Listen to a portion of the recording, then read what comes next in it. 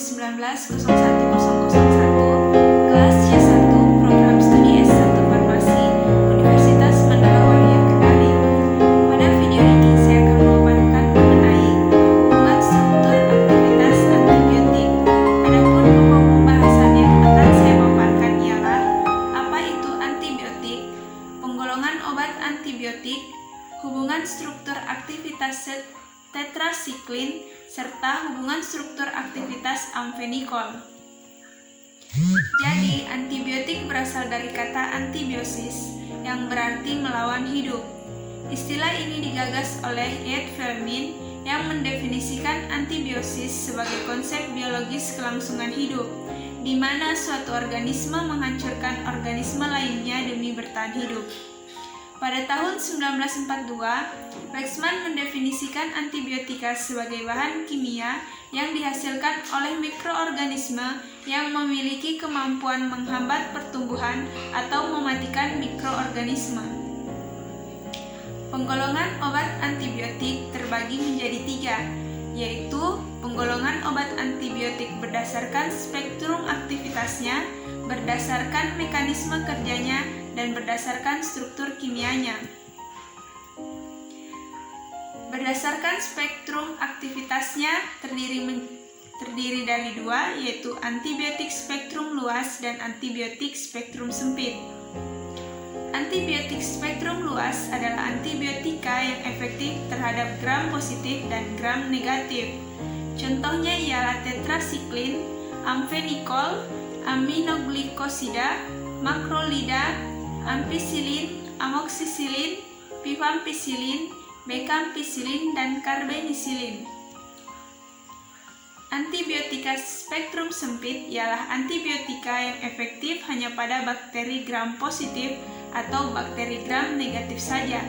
Adapun contohnya ialah antibiotika yang efektif terhadap bakteri gram positif seperti basitrasin, erythromycin, benzilpenicillin, fluoxacillin, linkosamida, dan asam sulfat. Sedangkan antibiotika yang efektif terhadap bakteri gram negatif ialah colistin, polymyxin, bisulfat, dan sulfomycin. Berdasarkan struktur kimia terdiri dari 7, yaitu antibiotik beta-lactam, aminoglikosida, tetrasiklin, makrolida, lincomycin, polipeptida, dan lain-lain. Hubungan struktur aktivitas obat antibiotik. Yang akan saya jelaskan ada 2, yaitu tetrasiklin dan amfenikol. Yang pertama yaitu tetrasiklin. Tetrasiklin merupakan obat antibiotik spektrum luas bersifat bakteriostatik, turunan oktahidronaftasen yang terbentuk oleh gabungan 4 buah cincin. Stereokimianya sangat kompleks karena mempunyai 5 atau 6 pusat atom C asimetrik. Ini merupakan struktur umum dari tetrasiklin. Teman-teman semua bisa melihat gambar yang ada. Gugus farmakofor dengan aktivitas biologis penuh adalah senyawa semisintetik, sansiklin karena mengandung struktur yang dibutuhkan untuk pembentuk kelat dan dipandang mempunyai peran penting pada pengangkutan turunan tetrasiklin ke dalam sel bakteri dan penghambat biosintesis protein di dalam sel. Pengaturan linear dari 4 cincin adalah persyaratan untuk dapat menimbulkan aktivitas biologis. Konfigurasi pada C5A dan C6A kemungkinan dapat berubah-ubah. Adanya 2 sistem elektron yang berbeda dan cukup penting untuk aktivitas bakteri. Adanya gugus 4-dimetilamino penting untuk pembentukan ion sweeter untuk distribusi optimum dalam tubuh. Pada gugus 2-karbonamid, hanya gugus karbonil yang penting untuk aktivasi. Daerah hidrofob dari C3 sampai C9 dapat diubah dengan cara yang bervariasi, asal tidak mempengaruhi bentuk konformasi esensialnya. Mekanisme kerja tetrasiklin adalah dengan mengikat diri pada subunit ribosom dan mengganggu ikatan aminoasid tRNA pada kompleks mRNA ribosom. Efek samping dari obat ini antara lain gangguan gastrointestinal, perubahan warna gigi, hipoplasia enamel, dan perubahan warna kuku. Efek samping lebih fatal antara lain anafilaksis, Clostridium difficile associated disease, dan hepatotoksitas. Obat ini tidak disarankan untuk ibu hamil. Tetrasiklin juga diekstraksikan ke ASI sehingga harus berhati-hati jika digunakan pada ibu yang menyusui. Yang kedua yaitu amfenikol.